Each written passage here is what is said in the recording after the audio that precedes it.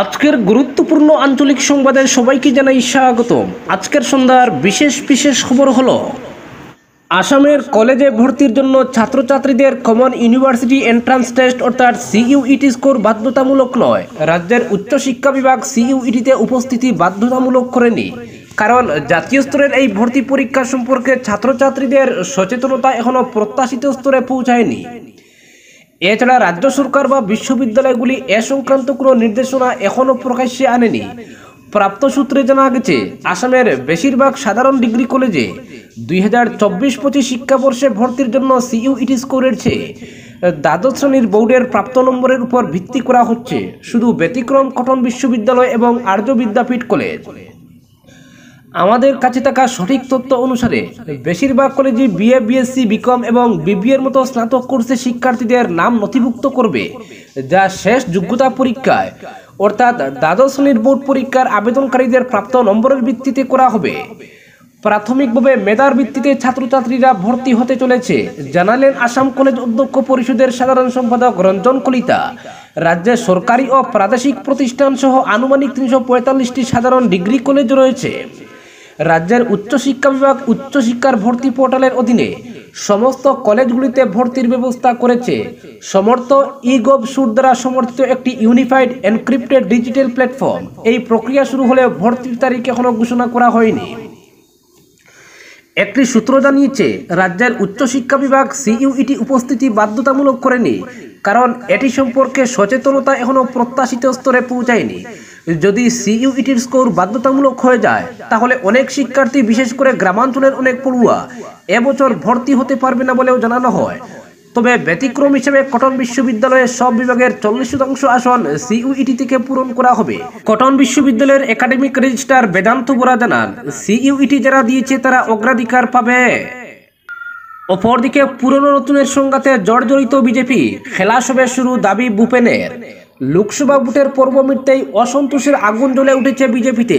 পুরনো নতুনের সংঘাত প্রকাশ্যে চলে এসেছে। প্রদেশ বিজেপি উপসভাপতির চিঠি নিয়ে বিব্রত অবস্থায় নেতৃত্ব। জনস্বাস্থ্য কারিগরি মন্ত্রীর বিরুদ্ধে যেভাবে ক্ষোভের উদ্গীরণ ঘটেছে, সেটা আগামী দিনে আরও বাড়ার পূর্ণ আশঙ্কা রয়েছে। তাই শাসক দলকে কটাক্ষ প্রদেশ কংগ্রেস সভাপতি ভূপেন বোরার। এত সবে শুরু, খেলা শুরু হয়েছে মাত্র। ক্যাপ্টেন এখনো মাঠে নামেননি, হারার পর নামবেন। 4 জুনের পর দেখুন আরো কত কি হয়।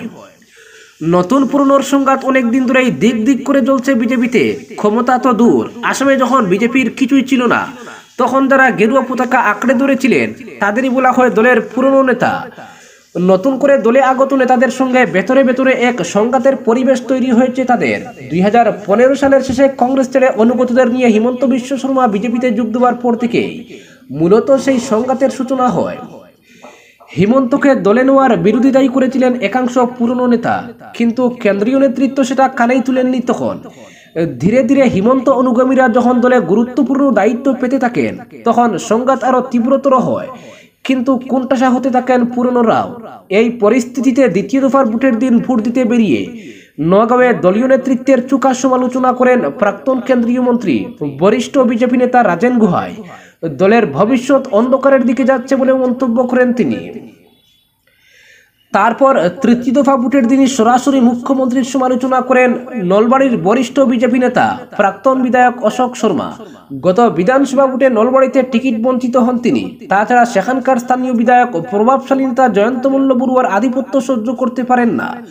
তবে নেতৃত্বের সমালোচনা করায় অশোক শর্মাকে মঙ্গলবার শোকজ করা হয়েছে দল থেকে। কিন্তু অশোক শর্মার সমালোচনা যে ভাষায় করেছেন জনস্বাস্থ্য কারিগরি মন্ত্রী, সেটা কিছুতেই সহ্য করতে পারছেন না পুরনো নেতারা। প্রদেশ বিজেপির উপসভাপতি জয়ন্ত দাসের চিঠিতে তার প্রমাণ মিলেছে। মঙ্গলবারও জয়ন্ত সাংবাদিকদের বলেছেন, দলের কথা দলের মঞ্চেই বলা উচিত, কিন্তু একজন আরেকজনের বিরুদ্ধে বলতে গিয়ে দলে যে পরিবেশ সৃষ্টি করতে চাইছেন, সেটা দলের পক্ষে ভালো হচ্ছে না।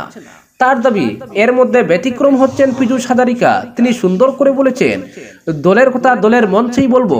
এই ধরনের মন্তব্য ইতিবাচক। এর আগে দলের বিধায়ক মৃণাল শইকীয়াও প্রতিবাদ করেছিলেন জয়ন্ত মল্ল বড়ুয়ার মন্তব্যের। তারপর অবশ্য দমেননি তিনি। ফলে বিজেপির অভ্যন্তরীণ দ্বন্দ্ব যে ক্রমশই প্রবল হয়ে উঠেছে, এর পরিষ্কার ইঙ্গিত পাওয়া যাচ্ছে। তাই প্রদেশ কংগ্রেস সভাপতি মঙ্গলবার কটাক্ষ করেছেন শাসক দলকে। তিনি বলেন, খেলা সবে শুরু হয়েছে, এখনই কেন মন্তব্য করব? এটা হচ্ছে খেলা শুরু হওয়ার আগেই কুচকাওয়াজ, ওয়ার্ম আপ। ক্যাপ্টেন এখনো ফিল্ডে আসেননি, 4 জুন হারার পর ফিল্ডে আসবেন তিনি, তখনই দেখবেন আরো কত কিছু হয়। আমি 3 দিন ডিব্রুগড়ে থেকে এসেছি, আপনারাও দেখবেন ডিব্রুগড়ের ফলাফল কি হয়। অপরদিকে আসামে হজ ভবন না থাকায় হজযাত্রীরা প্রচণ্ড সমস্যার সম্মুখীন, বললেন বিধায়ক করিমউদ্দিন। দেশের বিভিন্ন রাজ্যে হজ ভবন রয়েছে, হজযাত্রীদের থাকা খাওয়ার ভালো বন্দোবস্ত রয়েছে, কিন্তু সারা দেশের মধ্যে আসাম থেকে সবচেয়ে বেশি সংখ্যক পুণ্যার্থী হজে গেলেও আসামে নেই হজ ভবন। এ নিয়ে তীব্র ক্ষোভ প্রকাশ করেছেন সোনার বিধায়ক তথা AIUDF এর সাধারণ সম্পাদক করিমউদ্দিন বড়ভূইয়া।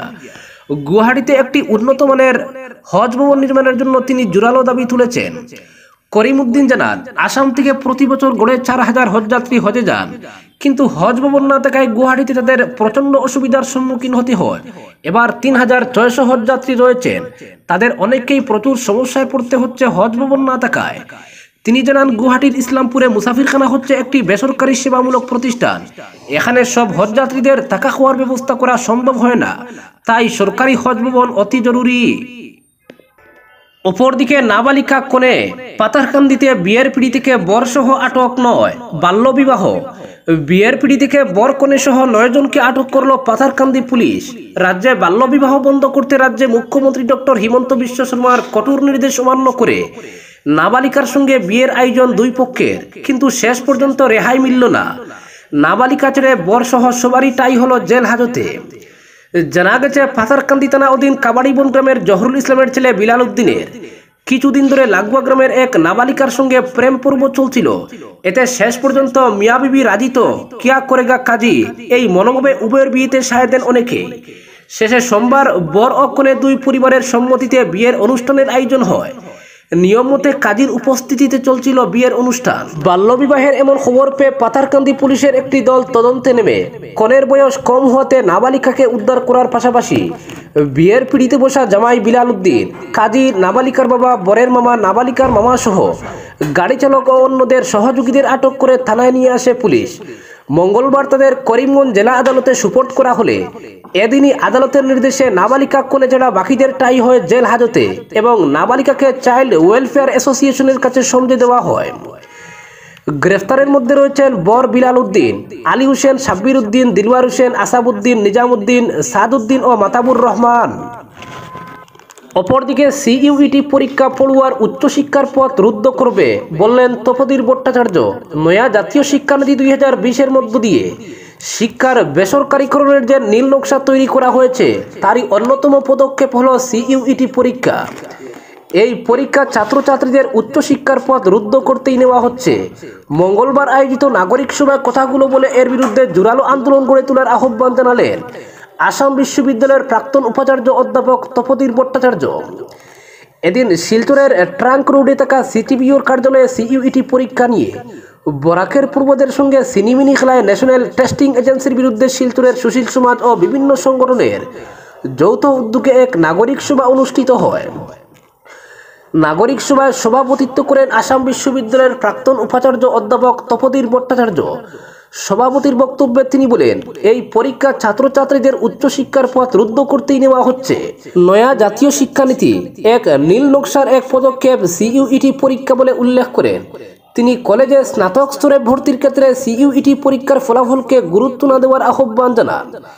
এছাড়া বক্তব্য রাখেন প্রাক্তন পৌরপতি তমালকান্তি বণিক, বরাক উপত্যকা বঙ্গ সাহিত্য ও সংস্কৃতি সম্মেলনের কেন্দ্রীয় কমিটির সাধারণ সম্পাদক গৌতম প্রসাদ দত্ত, সম্মিলিত সাংস্কৃতিক মঞ্চের সম্পাদক অজয় রায়, মার্চ ফর সায়েন্সের কৃষাণু ভট্টাচার্য, ইয়াসির সভাপতি সঞ্জীব রায়, নাগরিক স্বার্থ রক্ষা সংগ্রাম পরিষদের সাধারণ সম্পাদক হরিদাস দত্ত, অধ্যাপক অজয় রায়, AIDSর জেলা সভাপতি স্বাগতা ভট্টাচার্য, বরাকভ্যালি ডেভেলপমেন্ট অর্গানাইজেশনের আহ্বায়ক Sadhan Purkayastha, forum for social হারমোনির অরিন্দম দেব, CRPCর সাধারণ সম্পাদক কিশোর ভট্টাচার্য, সারা ভারত সেভ এডুকেশন কমিটির কাছাড় জেলা সভাপতি দীপঙ্কর চন্দ্র, সহ সভাপতি সুব্রত চন্দ্রনাথ, নারী মুক্তি সংস্থার সম্পাদক স্নিগ্ধানাথ, কুরাস সাংস্কৃতিক সংস্থার সুকল্পা দত্ত, মাতৃভাষা সুরক্ষা মঞ্চের সীমান্ত ভট্টাচার্য, ভাষা আইন সুরক্ষা সমিতির সাধারণ সম্পাদক হিল্লুল ভট্টাচার্য, সারা ভারত বাংলা ভাষা মঞ্চের কাছাড় জেলা সভাপতি শিহাবুদ্দিন আহমেদ, বিশ্বজিৎ দাস, নিহারেন্দু পুরকায়স্থ, কমল চক্রবর্তী, প্রশান্ত ভট্টাচার্য, ফারুক লস্কর প্রমুখ এদিনের নাগরিক সভার গৃহীত সিদ্ধান্তের ভিত্তিতে একটি স্মারকলিপি তৈরি করে আসাম বিশ্ববিদ্যালয়ের উপাচার্য, আসামের শিক্ষামন্ত্রী এবং ডাইরেক্টর অফ হায়ার সেকেন্ডারির কাছে ইমেইল যুগে পাঠানো হয়। স্মারকলিপিতে বলা হয়, বরাক উপত্যকা থেকে বহু দূরে অবস্থিত পরীক্ষা কেন্দ্রগুলিতে এখানকার ছাত্রছাত্রীদের উপস্থিত হয়ে পরীক্ষা দেওয়া খুবই ব্যয়বহুল ও কষ্টসাধ্য ব্যাপার। তাছাড়া বহু ছাত্রছাত্রী সিইউইটি পরীক্ষার ব্যাপারে অবহিত না থাকায় পরীক্ষা দিতে পারেনি। করিমগঞ্জ ও হাইলাকান্দি জেলার বহু ছাত্র যানজটের জন্য কাছাড় জেলার পরীক্ষা কেন্দ্রেই পৌঁছাতে পারেনি। তাই এই পরীক্ষার উপর ভিত্তি করে কোনো অবস্থাতেই ছাত্রছাত্রীদের কলেজে ভর্তি করা চলবে না, বরং অতীতে যে প্রক্রিয়ায় ছাত্রছাত্রীরা কলেজে ভর্তি হয়েছিল সেই প্রক্রিয়া অবলম্বন করে এবারও ভর্তি করতে হবে। উল্লেখ্য, বরাক উপত্যকার ছাত্রছাত্রীদের স্নাতক স্তরে কলেজে ভর্তির ক্ষেত্রে ন্যাশনাল টেস্টিং এজেন্সি কর্তৃক পরিচালিত সিইউইটি পরীক্ষায় বাংলা পরিবেশ বিজ্ঞানের পরীক্ষা কেন্দ্র বরাক উপত্যকার বাইরে যথাক্রমে আইজল, শিলং, আগরতলা, কোকরাঝাড়, গুয়াহাটি, যোরহাট, ডিব্রুগড় ইত্যাদি স্থানে করার প্রতিবাদে শিলচরের সুশীল সমাজ ও বিভিন্ন সংগঠনের যৌথ উদ্যোগে নাগরিক সভা অনুষ্ঠিত হয়। অপরদিকে বারৈগ্রাম রেল স্টেশনে হজযাত্রীদের সম্মান জানালো মাইনরিটি স্টুডেন্ট ফেডারেশন। মঙ্গলবার মক্কার উদ্দেশ্যে রওনা দেওয়া হজযাত্রীদের গামছা দিয়ে সম্মান জানিয়ে তাদের হাতে সামান্য খাবার তুলে দেন মাইনরিটি স্টুডেন্টস ফেডারেশন বরাকবলী জোনের ইনচার্জ মাওলানা বদরুল হক সহ অন্যান্যরা। হজযাত্রীদের কাছে মাওলানা বদরুল হক আবেদন রাখেন, পবিত্র মক্কায় গিয়ে বিশ্ব মানবজাতি যাতে শান্তিতে বসবাস করতে পারেন তার জন্য সবাই যেন দোয়া করেন। এদিন প্রায় ৬২ জনের মতো হজযাত্রী ছিলেন। এই কর্মসূচিতে উপস্থিত ছিলেন জয়নাল উদ্দিন, ইয়াহিয়া আহমেদ, নজরুল ইসলাম সহ অন্যান্যরা। অপরদিকে সিইউইটি পরীক্ষার্থীদের নিয়ে রীতিমতো ছেলেখেলা চলছে রাজ্যে, এমনটাই প্রতিক্রিয়া প্রকাশ করে বিষয়টি রাজ্যসভায় উত্থাপন করবেন বলে জানালেন সাংসদ সুস্মিতা দেব। মঙ্গলবার বিষয়টি নিয়ে ন্যাশনাল টেস্টিং এজেন্সির ডিরেক্টর জেনারেল সুবোধ কুমার সিংহের সঙ্গে বিস্তৃত আলোচনা করেন তিনি। বরাক উপত্যকার পরীক্ষার্থীরা যে হয়রানির মুখে পড়েছেন তা উল্লেখ করেছেন সাংসদ সুস্মিতা দেব। এনটিএর এই আধিকারিককে তিনি স্পষ্ট জানিয়ে দিয়েছেন, সিইউইটির পরীক্ষা নিয়ে চাপের মুখে রাজ্যের শিক্ষামন্ত্রী ডক্টর রনোজ পেগু এনটিএকে যে চিঠি দিয়েছেন তা দুয়াশাচ্ছন্ন। এতে পরীক্ষার্থীদের সমস্যার সমাধান হচ্ছে না, বরং সমস্যা আরও জটিল হচ্ছে। অনেকেই অভিযোগ করেছেন, নতুন নির্দেশ জারির পর দেখা গেছে বহু পরীক্ষার্থীকে সকালে শিলচরে আর বিকেলে গুয়াহাটিতে পরীক্ষা দিতে হবে। তা কি সম্ভব? পড়ুয়াদের সঙ্গে এর চেয়ে ছেলেখেলা আর কি হতে পারে? উল্লেখ্য, ন্যাশনাল টেস্টিং এজেন্সির তুগলকি কাণ্ড সম্প্রতি সামনে এসেছে। দেখা গেছে বরাক উপত্যকার সিইউইটি পরীক্ষার্থীদের পরীক্ষা কেন্দ্র গুয়াহাটি সহ আগরতলা, শিলং ও আইজলে নির্ধারণ করেছে এনটিএ। আসাম বিশ্ববিদ্যালয়ের অধীনে বরাকের আবেদনকারী পরীক্ষার্থীদের বাংলা ও পরিবেশ বিজ্ঞান বিষয়ের পরীক্ষা কেন্দ্র শিলচরকে বাদ দিয়ে বহির্জেলা ও বহির্রাজ্যে নির্ধারিত হওয়ায় রীতিমতো হাহাকার সৃষ্টি হয়েছে। আগামী 24 মে অনুষ্ঠিত এই পরীক্ষা নিয়ে নড়ে চড়ে বসে সরকার। এরপর শিক্ষামন্ত্রী ডক্টর রনোজ পেগু বাংলা ও পরিবেশ বিজ্ঞান বিষয়ের পরীক্ষা শিলচরে গ্রহণ করতে এনটিএকে একটি চিঠি দিয়েছেন। সেই চিঠি নিয়ে প্রতিক্রিয়া প্রকাশে অসন্তোষ প্রকাশ করেছেন সুস্মিতা দেব। আজকের বিশেষ সংবাদ এখানেই সমাপ্ত।